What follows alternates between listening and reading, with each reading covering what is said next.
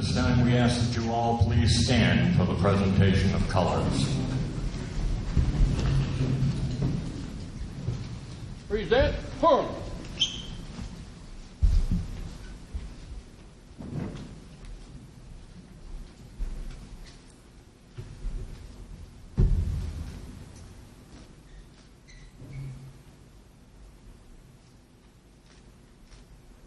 Order, firm.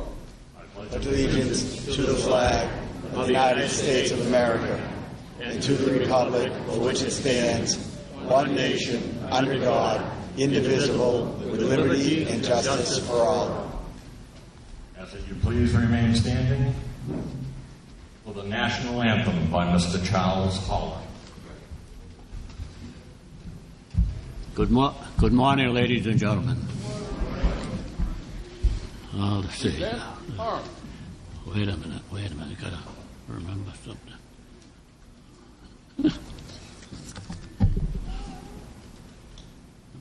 I can't believe it, yeah. Oh, say, can you see by the dawn's early light what so proudly we hailed at the twilight's last gleaming, whose broad stripes and bright stars through the perilous fight o'er the ramparts we watched were so gallantly gleaming, and the rocket's red glare, the bomb bursting in air, gave through the night that our flag was still there. Oh, say, does that star-spangled banner yet wave o'er the land of the free and the home of the brave?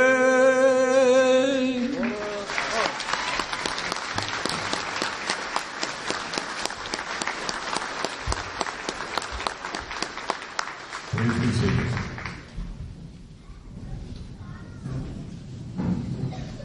Next, we'll have the welcome by Michelle Marino, Veterans Commissioner. Good morning. I would like to welcome our distinguished guests, our veterans, their families and friends, and my fellow citizens for taking part in today's Memorial Day ceremonies. Today, on Memorial Day, we gather to remember all those that made the ultimate sacrifice for our freedom, to remember and honor the fallen heroes who never came home to their families and friends. We have a solemn duty to remember the sacrifices they made to keep us free. Thank you.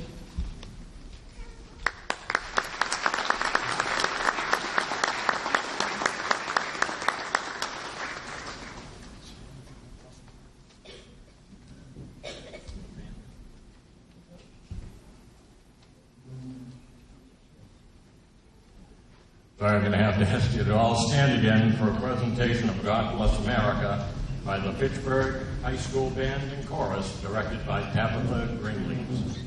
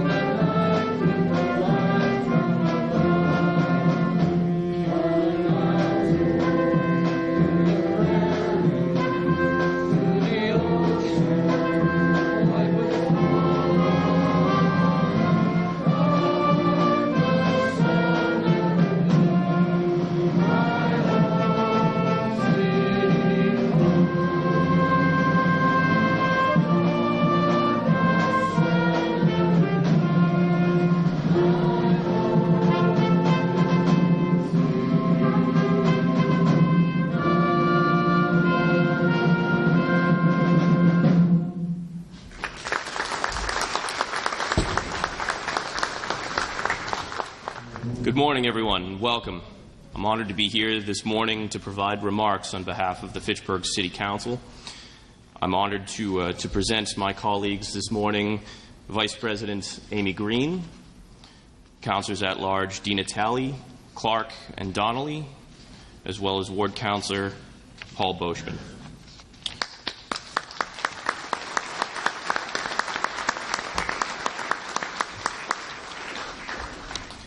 I'll keep my remarks brief. To those who fought and died in service of our great nation, making the ultimate sacrifice in defense of our country and to uphold the American ideals, we are forever in your debt.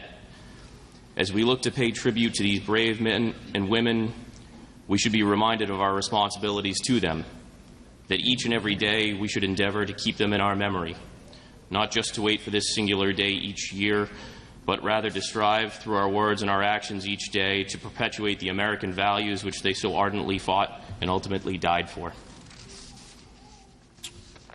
And now, reading of Logan's orders. General Order Number 11, Headquarters, Grand Army of the Republic, Washington, D.C., May 5th, 1868.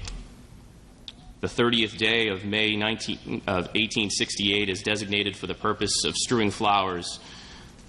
with flowers or otherwise decorating the graves of comrades who died in defense of their country during the late rebellion and whose bodies now lie in almost every city, village, and hamlet churchyard in the land. In this observance, no form or ceremony is prescribed, but posts and comrades will, in their own way, arrange such fitting services and testimonials of respect as circumstances may permit. We are organized, comrades, as our regulations tell us, for the purpose, among other things, of preserving and strengthening those kind and fraternal feelings which have bound together the soldiers, sailors, and Marines who united to suppress the late rebellion. What can aid more to assure this result than by cherishing tenderly the memory of our heroic dead, who made their breasts a barricade between our country and its foes? Their soldier lives were the reveille of freedom to a race in chains, and their death a tattoo of rebellious tyranny in arms. We should guard their graves with sacred vigilance. All that the consecrated wealth and taste of a nation can add to their adornment and security is but a fitting tribute to the memory of her slain defenders. No wanton foot tread rudely on such hallowed grounds. Let pleasant paths invite the coming and going of the reverent visitors and fond mourners. Let no vandalism of avarice or neglect, no ravages of time testify to the present or to the coming generations that we have forgotten, as a people, the cost of free and undivided republic. If other eyes grow dull and other hands slack and other hearts cold in solemn trust, ours shall keep it well as long as the light and warmth of life remains in us. Let us then, at the appointed time, gather around their sacred remains and garland the passionless mounds above them with choicest of springtime flowers. Let us raise above them the dear flag that they saved from dishonor.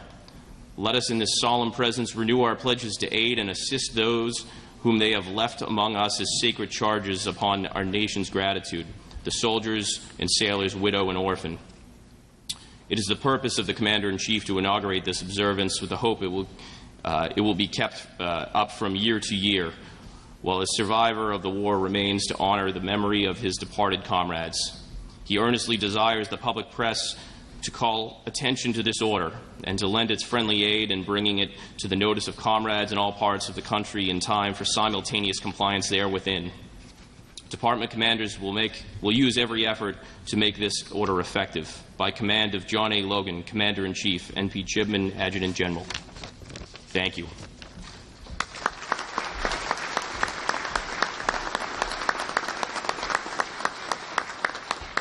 City Councilors, Representative Hay, Mayor Dan Mylott, family and friends, and all veterans and veterans organizations.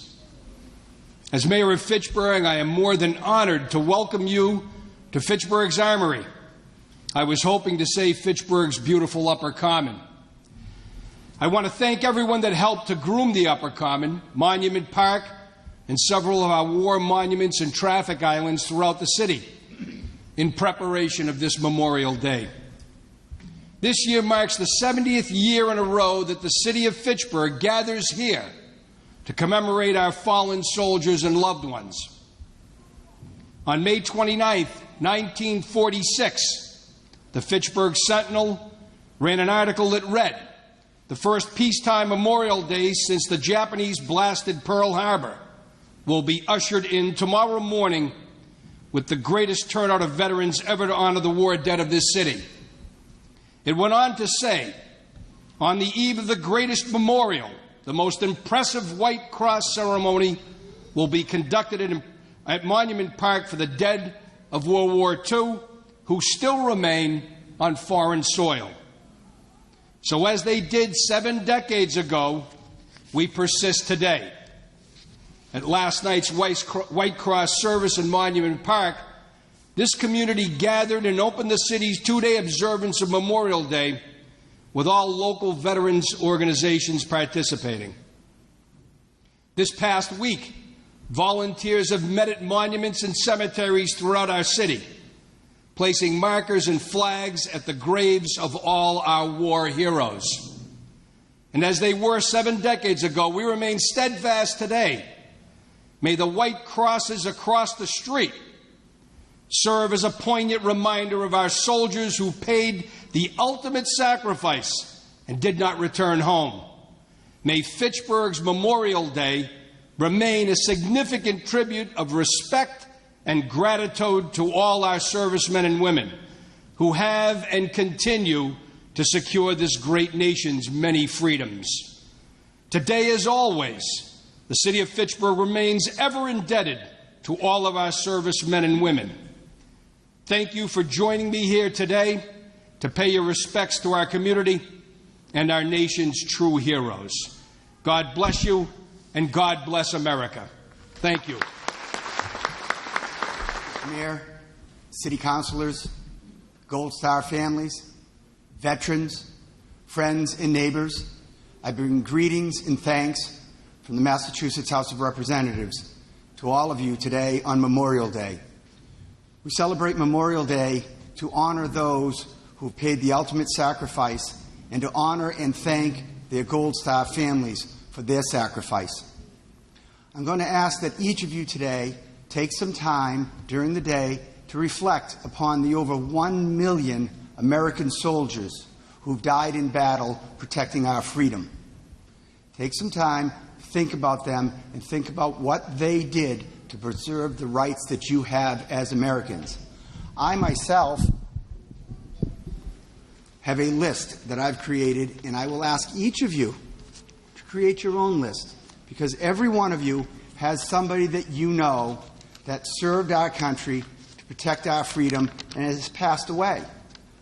My list will include my Grampy Pop, Arthur Sullivan, my father, David Hay, my father-in-law, Frank LaRock, my uncle, Bill Sullivan, Bill Radford, Ned McCaffrey, John Finneran, Jeffrey McNally, Donald Greer, Eddie Bennett, all people I know throughout my life who served our country and have passed. And we should all take time today to think about them, honor them, and pay respect to them. Thank you.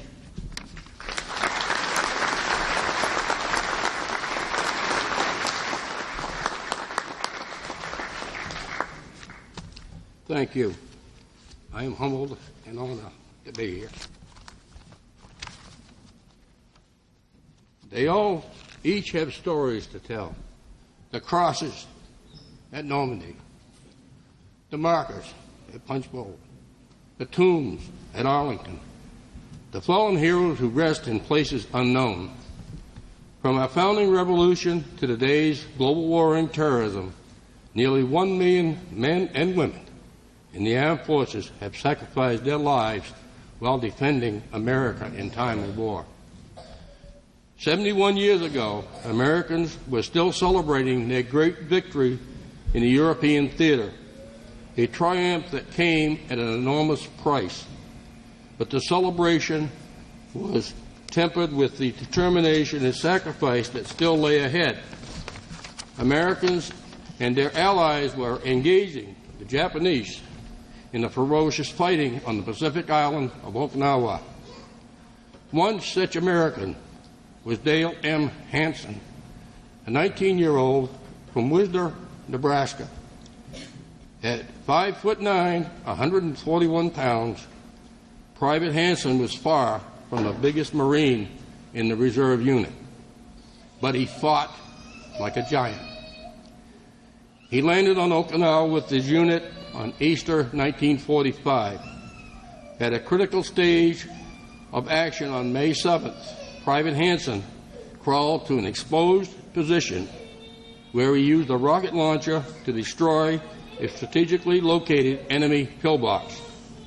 After his weapon was destroyed by enemy fire, he seized a rifle, continued a one-man assault, and opened fire on 6 Japanese soldiers, killing before his rifle jammed.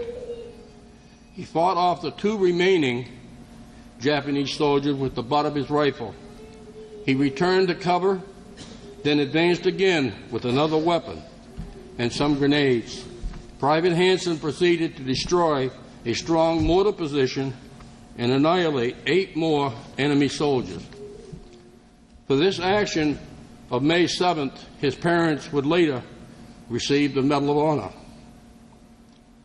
Private Hansen survived the heroic actions that earned him the medal and the enduring respect and gratitude of the American people. He was killed by a Japanese sniper 4 days later after his amazing display of combat valor. Private Hansen, like so many other defenders of freedom, was very young. The numbers of our fallen heroes are not just statistics. They are real people with real families who lived in real communities. We can best honor that sacrifice by remembering their families who have lost so much. Long after the battlefield guns have been silenced and the bombs have stopped exploding, the children of our fallen warriors will still be missing a parent. Spouses will be without their life partners. Parents will continue to grieve for their heroic sons and daughters that died way too early. We need to be there for them as American citizens.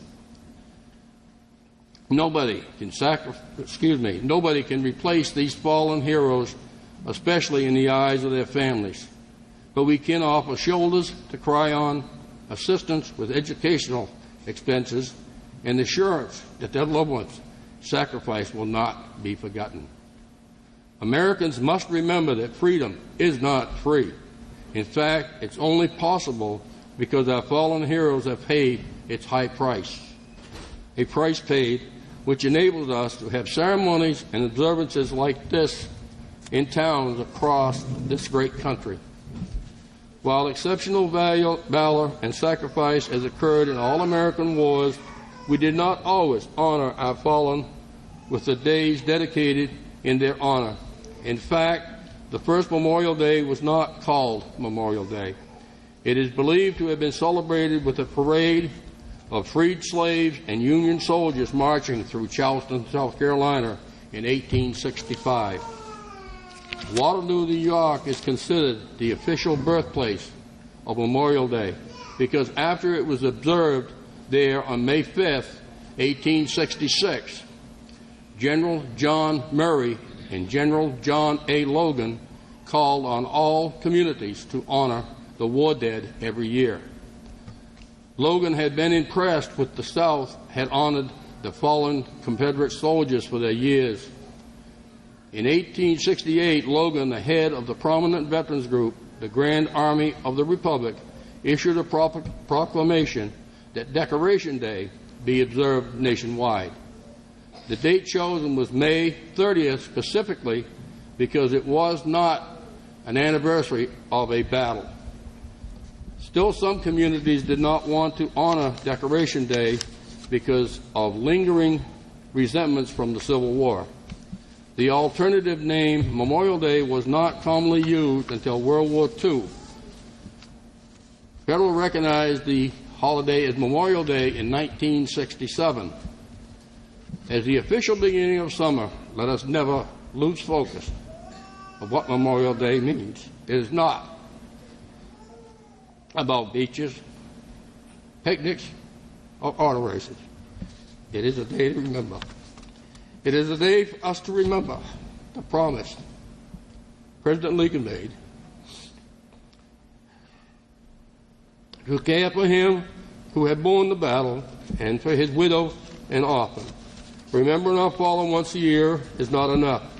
The widows, widowers, fathers, mothers, brothers, sisters, and children remember every day. The empty seat at the dinner table, the smaller gathering on Thanksgiving, and the voice of the loved one heard only in distant memory is one's mind. Constant reminders that they are gone. Today is another opportunity for us to give thanks. We owe it to the heroes that died and the loved ones left behind. Make sure that their sacrifices are remembered and that their service is never forgotten. These are real people with real stories. May God bless you, the city of Fitchburg, and this great nation. Thank you.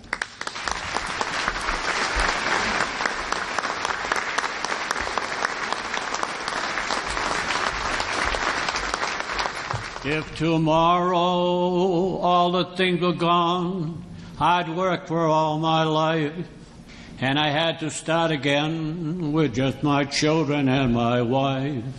I'd thank my lucky stars to be living here today, 'cause the flag still stands for freedom, and they can't take that away. And I'm proud to be an American, where at least I know I'm free. And I won't forget the men who died, who gave that right to me. So I could at least stand up next to you and defend her still today. 'Cause there ain't no doubt I love this land. God bless the USA. From the lakes of Minnesota to the hills of Tennessee, across the plains of Texas, from sea to shining sea, from Detroit down to Houston and New York to LA. Well, there's pride in every American heart, and I'm glad to have to say that I'm glad to be an American, where at least I know I'm free. And I won't forget the men who died, who gave that right to me. And I'd gladly stand up next to you and defend her still today. 'Cause there ain't no doubt I love this land. God bless the USA.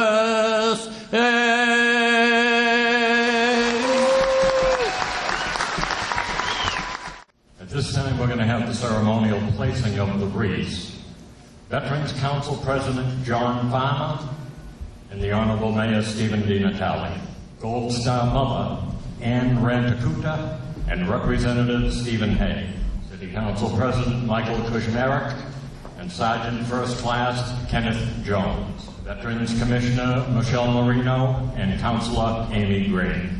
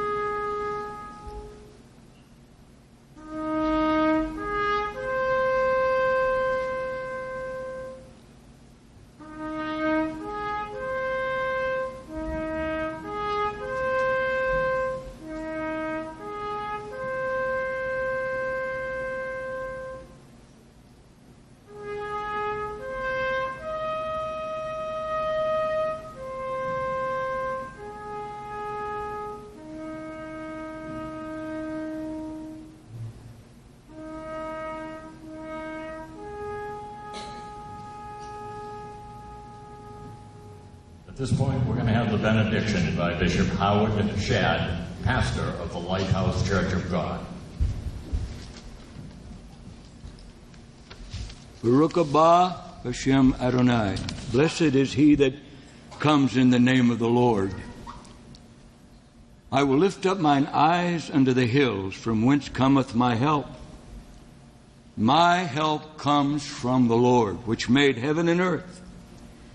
He will not suffer thy foot to be moved. He that keepeth Israel will neither slumber nor sleep. The Lord is the shade upon thy right hand. The sun shall not smite thee by day, nor the moon by night. The Lord shall preserve thy going out and thy coming in from this time and forevermore. Honoring those that have given their greatest sacrifice for our liberty, whether you was on a ship or in a foxhole or in the air or in a tank or just a citizen, when you were in harm's way, this beautiful psalm would always be in your mind and in your heart. I share this with you today. The Lord is my shepherd. I shall not want. He maketh me to lie down in green pastures. He leads me beside the still water for his name's sake. Yea, though I walk through the valley of the shadow of death, I will fear no evil, for thou art with me. Thy rod and thy staff, they comfort me. Thou preparest a table before me in the presence of my enemy. Thou anointest my head with oil. My cup runs over. Surely goodness and mercy shall follow me all the days of my life. And I shall dwell in the house of the Lord forever. My country, 'tis of thee. Sweet land of liberty, of thee I sing. Land where my fathers died, land of the pilgrim's pride. From every mountain side, let freedom ring. One nation, under God, indivisible, with liberty and justice for all. May God bless you and keep you. May He make His face to shine upon you this day. May He lift up His countenance upon you and give you peace. In the name of the Father, and the Son, and the Holy Spirit. And everybody said, Amen. Very good. Thank you. God bless America.